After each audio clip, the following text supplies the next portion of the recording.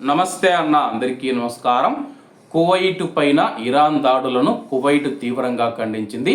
అలాగే కువైట్ విదేశీ వ్యవహారాల మంత్రిత్వ శాఖ దీనికి సంబంధించి ఒక కీలక ప్రకటన చేసింది.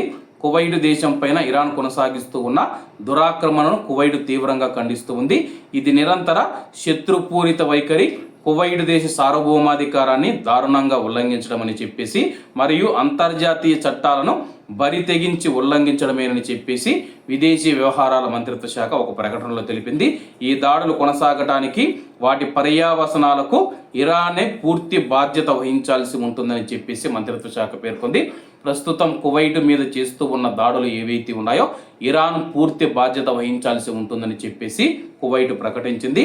కువైట్ మరియు గల్ఫ్ సహకార మండలి దేశాల పట్ల నిరంతర శత్రుపూరిత వైఖరి ఈ ప్రాంతంలో పరిస్థితిని మరింత తీవ్రతరం చేస్తూ ఉంది, ప్రాంతీయ భద్రత మరియు స్థిరత్వాన్ని దెబ్బతీస్తుందని చెప్పి మంత్రిత్వ శాఖ తెలిపింది. ఇరాన్ తన యొక్క దాడులను తక్షణమే నిలిపివేయాలని చెప్పేసి కువైట్ డిమాండ్ చేసింది.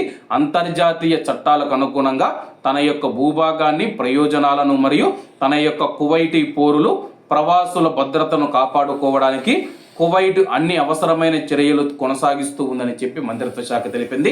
ప్రస్తుతం కువైట్ పైన ఇరాన్ దాడులు చేస్తూ ఉన్న నేపథ్యంలో పూర్తి బాధ్యత ఇరాన్ వహించాల్సి ఉంటుందని చెప్పేసి, కువైట్లో ఏమి జరిగినా సరే కానీ దానికి పూర్తి బాధ్యత ఇరాన్ వహించాల్సి ఉంటుంది. అలాగే తమ పైన దాడులు చేయడం చాలా హేయమైన చర్య అని చెప్పేసి, ఇప్పటికిప్పుడు ఇరాన్ దాడులు నిలిపివేయాలని చెప్పేసి కువైట్ డిమాండ్ చేస్తూ ఉందన్నమాట. మరి కువైట్ చేసిన ప్రకటన పట్ల ఇరాన్ ఏ విధంగా స్పందిస్తుందో వేచి చూడాల్సి ఉంది.